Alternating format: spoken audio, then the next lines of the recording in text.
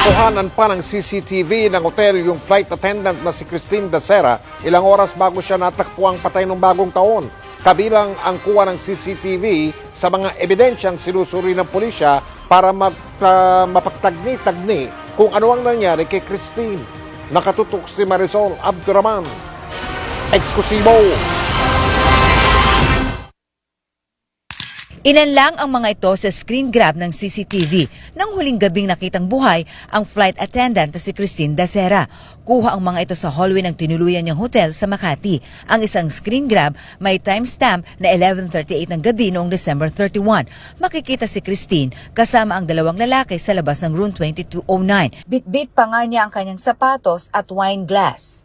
Sa isa pang screen grab, may timestamp na 3:22 ng madaling araw ng bagong taon. Makikita ang nakayapak na si Christine na may kasamang tatlong lalaki. Makikita rin dito ang isa pang lalaki na nakatingin lang mula sa isang kwarto. Ilang segundo lang makalipas, makikita naman si Christine na kausap ang isang lalaki, habang magkaakbay namang naglalakad palayo ang dalawa pang lalaki. Nakatingin naman ang tatlong iba pa sa bandang dulo ng hallway. Eksklusibong binigay ng isang source sa GMA News ang mga screen grab ng CCTV na kasama sa mga sinisilip na ebidensya ng pulisya para malaman kung ano ang nangyari kay Christine.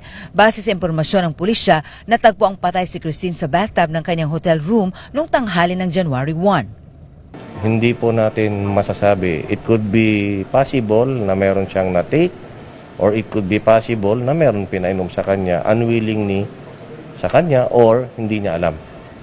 Ang mga lalaking kasama ni Christine kasama sa 11 personalidad na iniimbestigahan ngayon ng pulisya.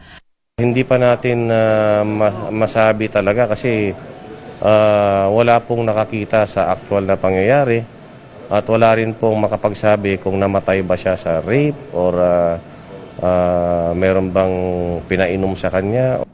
3 sa kanila ang hawak ngayon ng pulisya, habang 8 ang hinahanap pa rin sa ngayon. If you have nothing to hide, then siguro I would advise you to voluntarily surrender yourselves sa police station. Okay? Kung takot po kayong sumurrender, pwede po kayong magpasama sa mga abogado ninyo. Pwede rin po kayong pumunta sa simbahan, samahan kayo ng pare. Kasi kung wala naman kayong kasalanan, bakit tayo magtatago? Huwag na raw hintayin pa na lumabas ang warrant of arrest. Kasi pag lumabas yung warrant of arrest, baka manlaban kayo, alam nyo na saan kayo pupunta. Alangan naman, pag binaril mo ko, babariling kita. Maaari namang managot ang pamunan ng hotel dahil sa nangyaring party. If the room is only good for 4, dapat 2.